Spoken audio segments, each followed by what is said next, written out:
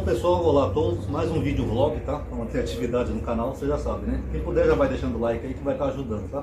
Quanto mais like, mais atividade, mais engajamento, aumenta o alcance, tá bom? Eu estava vendo um trechinho de uma live do Sabino, eu não lembro qual é o nome, mas é uma das recentes, onde ele estava falando pro rapaz, né, que Jesus não veio salvar todo mundo, né? E ele desafiou os cristãos a entrarem na live, porque realmente ali é verdade.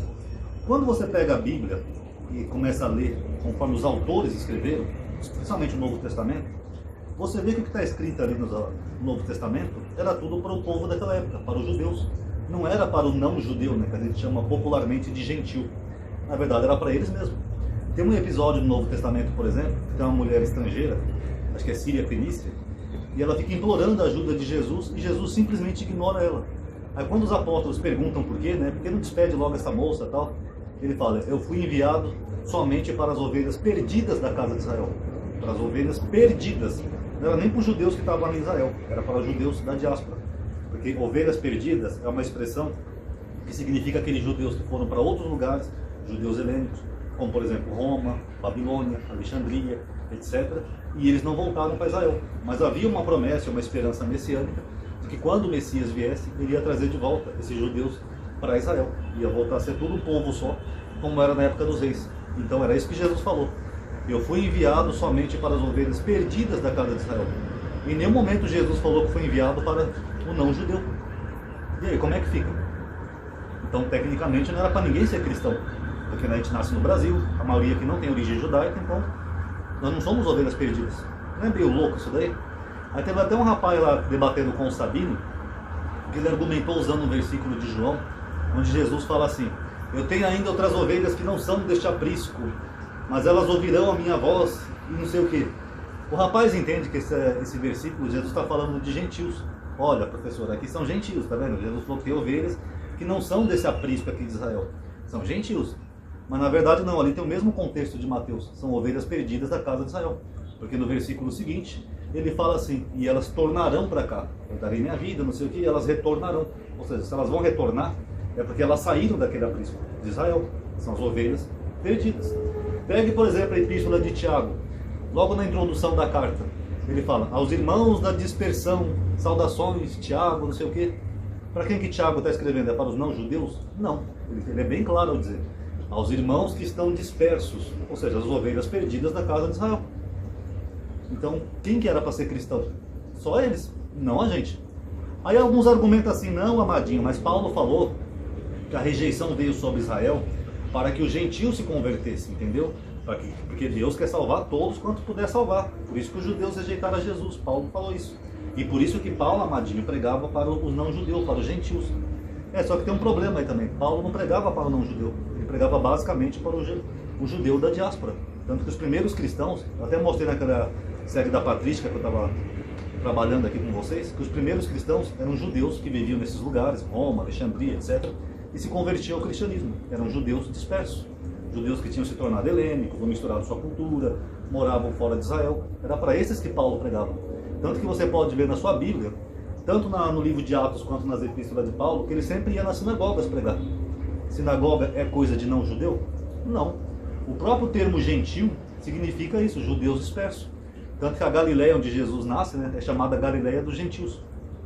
Então Jesus era gentil, era um não judeu? Não, é porque gentil, o termo gentil, na verdade, ele não significa não judeu. O termo gentil significa nações, povos, tem mais de um sentido, né? Polissêmico. Então esse termo é aplicado na Bíblia a judeus, geralmente judeus dispersos, em outros contextos também, mas nesse caso a judeus dispersos. É isso que está dizendo. Vocês estão entendendo? Então Paulo não estava pregando ao não judeu. Acontece que Paulo ele começa a aceitar algumas pessoas que dão a impressão que são pessoas gregas, né? Romanas, mas a gente não sabe todo o contexto. Que nem, por exemplo, quando ele circuncidou Timóteo, ele fala que um dos pais deles era judeu. Eu não lembro se era a mãe ou se era o pai, por isso que ele fez a circuncisão. Então, mesmo ele tendo um nome grego e ser uma pessoa que Paulo converteu em alguma viagem para alguma região fora da Judéia, só o fato dele ter um dos pais judeu mostra que ele era o quê? Ele era um desses judeus dispersos. Então é tão curioso isso, né, pessoal, que quando a gente pega, por exemplo, o Apocalipse, ele fala, serão salvos 144 mil. Aí ele enumera todas 12 mil de cada tribo, que é uma forma simbólica.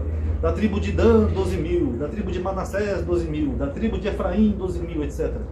São todos das tribos de Israel. Mesmo sendo um livro já um último livro da Bíblia, né, pós-ressurreição de Jesus, é um livro mais recente. O Apocalipse também está falando de judeus. Todo o contexto ali gira em torno de Israel. Então eu pergunto, por que as pessoas ainda...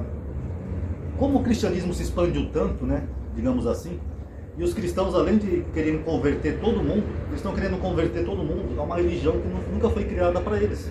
Era uma religião que era para girar só em torno de Israel e dos judeus dispersos. Não é curioso isso, né? Como o cristianismo se expandiu. E até hoje tem pessoas que querem, porque querem converter os outros, mas elas mesmas não percebem isso. E se essas pessoas estiverem erradas? E se conforme o que está escrito no Novo Testamento for a verdade, elas estariam erradas. Porque tecnicamente, Jesus não mandou sair pregando para outras pessoas. Ele até proibiu.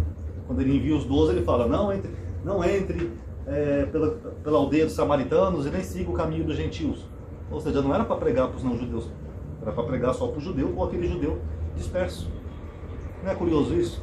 E o mais curioso é que essas pessoas, além de querem pregar para os outros, obrigar os outros a seguir sua religião, fazem um proselitismo danado por causa da religião cristã, elas também fazem um uso do Velho Testamento, que também nunca foi para o não-judeu. O Velho Testamento é a construção de um povo. Você pode achar que ali tudo é uma construção, que é fábula, pode achar que ele é divino, inspirado, vai de cada um. Mas o fato é que ele foi escrito por um povo, povo judeu, para o povo judeu. O Velho Testamento não foi escrito para o não-judeu. Os judeus nunca fizeram proselitismo, de sair pregando para os outros, para converter as pessoas ao judaísmo. Os judeus nem gostam disso. Ao contrário, é muito difícil se converter ao judaísmo. Mas, além deles usarem uma religião, tecnicamente, o próprio líder da religião, que seria Jesus, que falou que não seria para eles ainda tentam fazer uso de coisas que eram de um outro povo que também nunca foi para eles. Que nem eu já mencionei aqui, quando eles veem uma igreja católica, vão citar lá Êxodo 20. Não farás imagem de escultura, amadinho. Mas aquilo foi dito para o povo judeu. A igreja católica não é judia, a igreja católica é romana. Até o nome da igreja é Igreja Católica Apostólica Romana, ela não é judia. Então por que a igreja católica teria que seguir um livro de regras que foi criado por um povo, para aquele povo? Não tem o menor sentido nada disso, entendeu? E é curioso que até hoje você vê um forte proselitismo, né? Quer em grupos de WhatsApp, quer aquelas pessoas que vão de casa em casa pregando, que nem os testemunhos de Jeová. Ainda existe um forte proselitismo. Agora, será que Jesus aprova esse proselitismo? Porque, primeiro, Jesus condenou o proselitismo. Ele falou, ai de vós, fariseus hipócritas, que percorrem os céus e a terra para fazer um prosélito, e quando conseguem, o tornam mais réu de inferno que vós. E antes que alguém vá citar Marcos 16 para mim, ali é um acréscimo, tá? Ide pregai a toda criatura, que ali não tem no original, tá? Então Jesus condenava o proselitismo. Segundo, se era para seguir as palavras de Jesus, por que essas mesmas pessoas que vão de porta em porta não seguem? Então vocês notaram como a religião criou uma confusão danada, pessoal? Aí fica esse ponto para reflexão. E se isso que essas pessoas estiverem fazendo for errado? Será que Jesus vai gostar? Então só uma reflexão aí, pessoal. Obrigado por terem assistido. Quem puder deixa um like aí no vídeo, tá? Espero que tenham gostado. Paz a todos.